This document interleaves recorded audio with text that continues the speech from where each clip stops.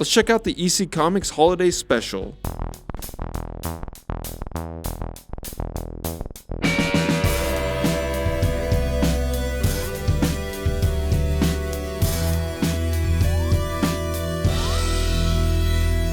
Hey comic freaks, and welcome back to Dangerous Comics. I'm your host, Dane Georges, and today we're looking at Shiver SuspenStories by EC Comics. Earlier this year we analyzed the first two number ones of this EC Comics resurrection with Epitaphs from the Abyss and Cruel Universe. And that was in July and August. And now, all the way in December, we have closing out the year, Shiver SuspenStories. And this is their holiday special, kind of their annual. And I really like the idea of using suspense stories as a seasonal anthology that they can continue to do variations of, because suspense stories is a callback to shock suspense stories and crime suspense stories, which were old original EC Comics. We are looking at the Derek Robertson cover, and it shows this family opening a present, and there is a head inside the cardboard box, and the whole family is just reacting in terror, including the dog, and I love that dog's expression. It's so great. There's a nice reference to publisher William Gaines there in the background. Ryan Hughes has illustrated this doorway with a wreath hanging above, and our table of contents is framed below. Really, really nice. And the big thing that caught my attention when this was first being announced was that they have a reprint of a Johnny Craig two-of-a-kind comic here, which was originally published in Vault of Horror number 26. And the color has been restored. So hang on to see that reprint, because it's a lot of fun. And jumping on in, we have this framing device story, Checking It Twice, by Hunter Garrison, Valeria Burzo, and Michelle Madsen. This mom is reading a story to her three children, posing Santa as this maniac that's sneaking into their house. It all ends tonight. We're not tucking in. We're staying up all night to see this monster for ourselves and stop him in his tracks. Whatever happens next, I need you to promise me, whatever happens to Santa Claus, you won't be scared, no matter what. We promise, Mommy. So setting up something to come with these kids on kind of like a monster hunt watch, but their monster is Santa Claus tonight. And the mom, of course, is reading from this gigantic tome of Shiver SuspenStories. So she is kind of our crypt keeper, our narrator of this issue, as she reads her children the stories we're about to read today. Another thing that's interesting that I wanted to call out, in all the solicitations, this was originally called out as being a square-bound book, kind of like being more like a prestige format or like a smaller trade paperback, because this is 56 pages, but it's not square bound. So I wonder when that changed in the process. Jumping right in, we have The Last Ornament by Jason Aaron and Kano. You may know Kano from Gotham Central, but he has done a ton of other work, and this story looks really great. I love the style and I love the character designs, but we have this story of this mom who's getting older and her three children, getting a little fed up of taking care of her and maybe not being the best children in the holidays. This ornament, this last ornament that she has on her tree, kind of being our guide through this woman's life, because he's been there since she was a little girl. She bought this ornament along with all her other ornaments that we'll see in the old country in Prague, and we see her singing in her native language as she's dressing the tree, and she's bringing a little bit of that magic to America with her. And we see she moves. This is our viewpoint as the ornaments are watching this woman grow as she falls in love, has a baby, and then falls out of love as well. And then just a lot of hardship as her husband ends up leaving and she's having to raise these three kids on her own. And as she's crying, the ornaments are crying with her. But we see that, the ornaments are really what brings this woman back to life. She's kind of losing herself a little bit, probably with Alzheimer's. And the one time of the year when she's putting up ornaments with Christmas is when she kind of comes back to herself. But her children are really neglecting her and not wanting to be there. And in the process, they're breaking her ornaments to the point of where she really only has one ornament, and they just can't be bothered to make Christmas special for her really anymore. And the ornament is saying, all that's left of the old world, the old magic, it has to be enough. We just need more time for her to find her way back. She needs a Christmas that never ends. And so this ornament reaches out, there's a flash, all the electricity goes out. I love this panel just to show the characters in darkness, but there's a charge that goes through the house, and I really love this one-to-one of seeing the house at night to in the morning, and it looks way more ominous in these colors to where it's all lit up it seems so cheery, but when we look a little harder, there's blood all over the floor leading down, and it's a really nice directional device leading us to the bottom of the page. And just something so creepy about her sitting in that chair. Then once you see those details, the whole image kind of changes, and she's singing her old song, kind of sets this creepy mood even though she looks so happy.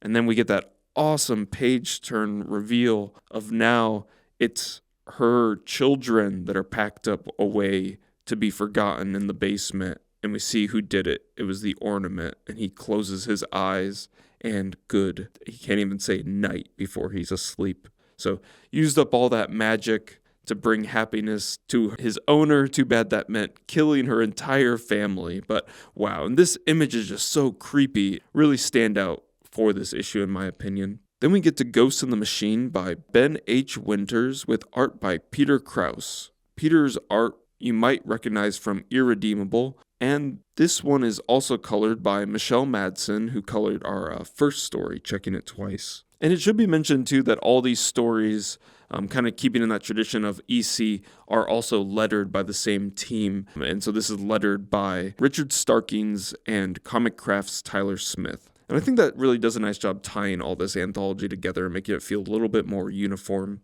Ghost in the Machine is a twist on Christmas Carol, and we have this scientist just living in his house trying to create a time machine, when all of a sudden himself from the future appears, tells him, you've been wasting your life making this machine. I'm kind of going to be the ghost of Christmas past and future and show you what you missed out on a potential love, missed out on happiness with friends and family. And then another him that appears. Now, because he made this interjection, this younger self is able to invent time travel earlier and create like a paradox of like, okay, well now you can be happy because I did it already and you're good to go. Now you can do it. Ghost of Christmas Future, they go to the graveyard and they see his gravestone. These people are just happy to have created this magnificent thing that maybe could benefit society.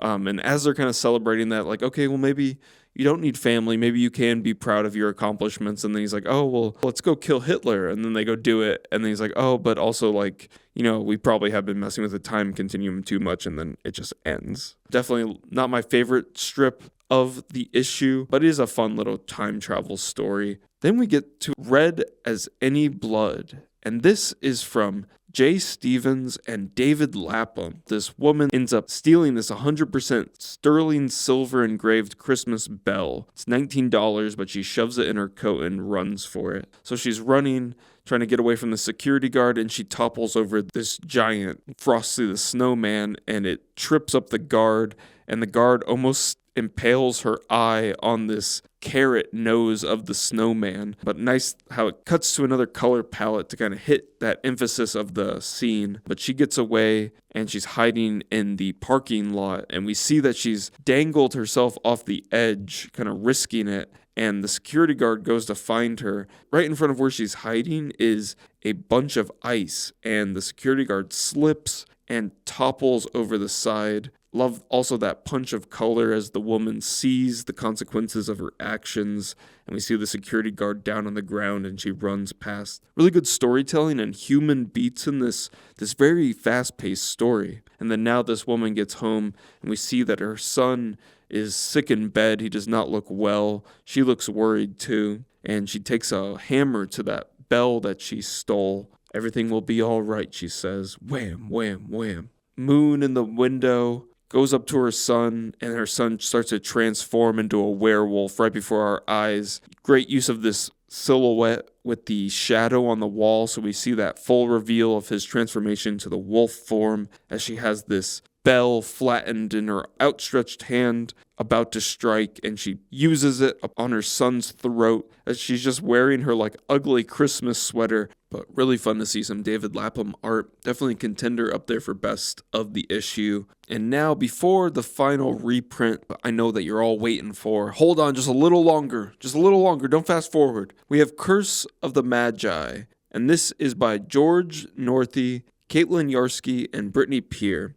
And this story is a play on the old classic, The Gift of the Magi, but this is with the curse. And that story has to do with this down on their luck husband and wife. They want to get each other the perfect present, but they don't have enough to spend for it. So they end up giving up their most beloved item or attribute to get the other what they want. So she's going to give up her hair. He's going to give up his watch, but she was going to get a watch chain for him, and he was going to get these beautiful hair combs, but they're both selling them to the same woman. I do think that's a cool use of this spread. And then we see that she actually was using their gifts for a dark art, and she's going to sacrifice the hair, body twisted, woven, and braided from her offering, and given the spark of life, a heartbeat by his. My cursed master, risen from hell, reborn unto this world, a wish made flesh. She cut her hair. He doesn't have his watch anymore.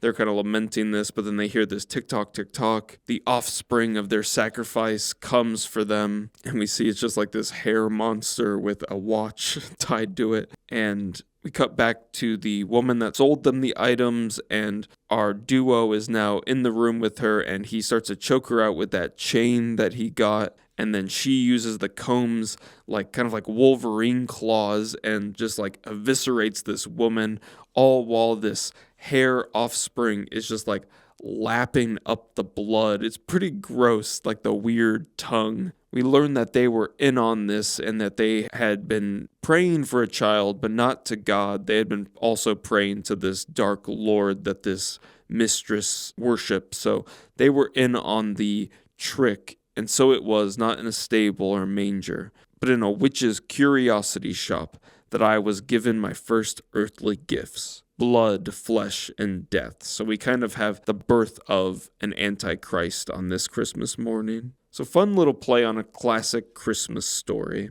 And so now we end where we began with the woman. She's read them all the stories, and now they're going to bed. And then ho, ho, ho, and all of a sudden Santa has arrived. So the kids fell asleep before he got there, but they're going to stay up and get this monster. And she's thinking it's her husband. She's saying, "Cut the crap, Ted. They're already asleep.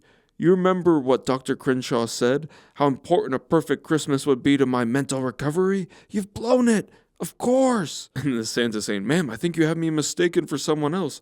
Why, I'm Santa Claus. Don't you recognize me, dear?" And she has some tools hidden behind her back. We see that she has a saw and a hammer. She says, "Of course, more gaslighting, more games, even with a cheap Santa suit. I know a lying bastard when I see one. Well, all those months locked away in the asylum didn't go to waste." Santa says, "Maybe I should come back later. After all the cheating, the lies, the humiliation, I spent weeks crafting the perfect plan so our kids would never know what happened here tonight. They'll think it was all a little bedtime story, that it was Santa who finally gave me the sweetest gift of all. By the way, I got you tools.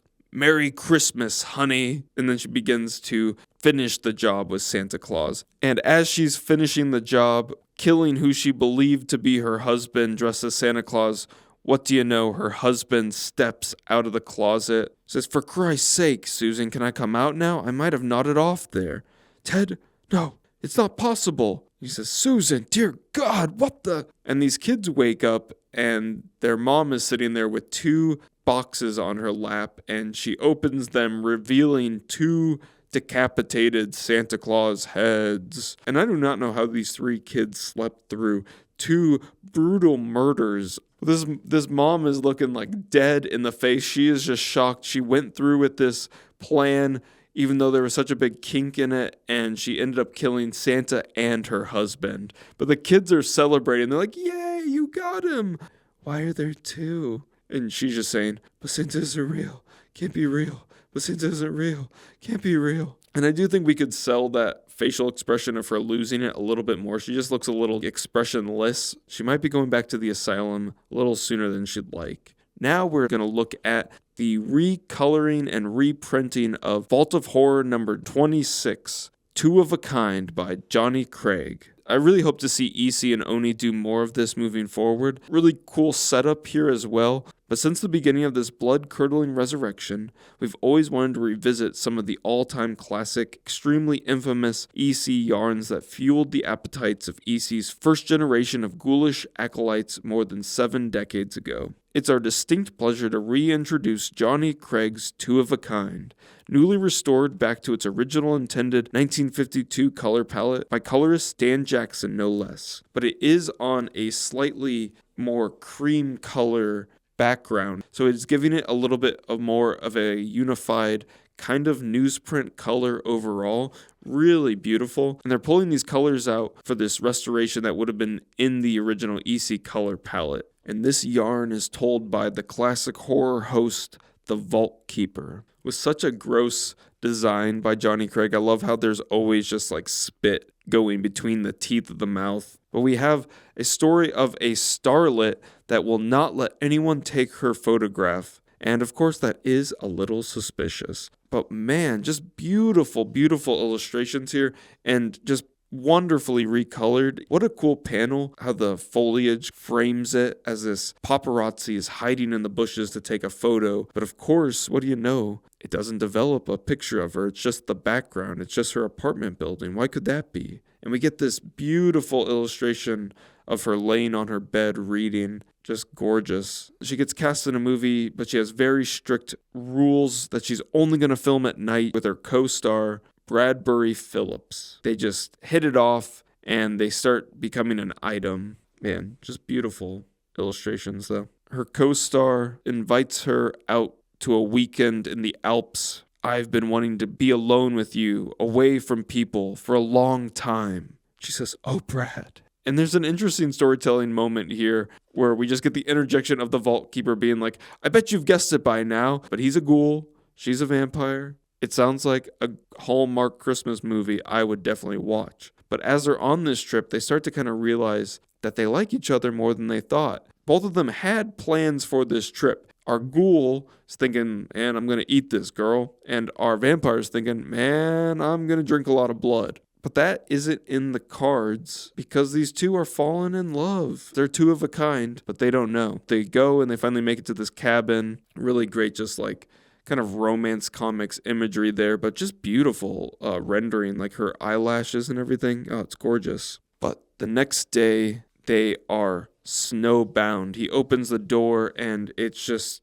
top to bottom snow. They can't get out. And that's going to be a little bit of a problem, right? They're trapped with each other, but they love each other, so they can't feast on each other. So they gotta abstain. Johnny Craig does some cool illustrative tricks here to kind of show us that passage of time as his beard grows in and she becomes more and more gaunt. Her eyes are more sunken. If only it would stop snowing. He's looking at his arm. That ghoul, he's getting hungry. But Brad comes in the next day and his arm is in a sling. And she is very faint. She's got no blood in her. I love this center panel. It just really draws the eye right to it with that red and yellow. Now his foot is bandaged. Brad, you're hurt. What happened? But in that moment, there's a crunch. And all of a sudden, the roof of this cabin falls in. One of the beams in the roof falls down and strikes our vampire right in the heart like a stake. And our ghoul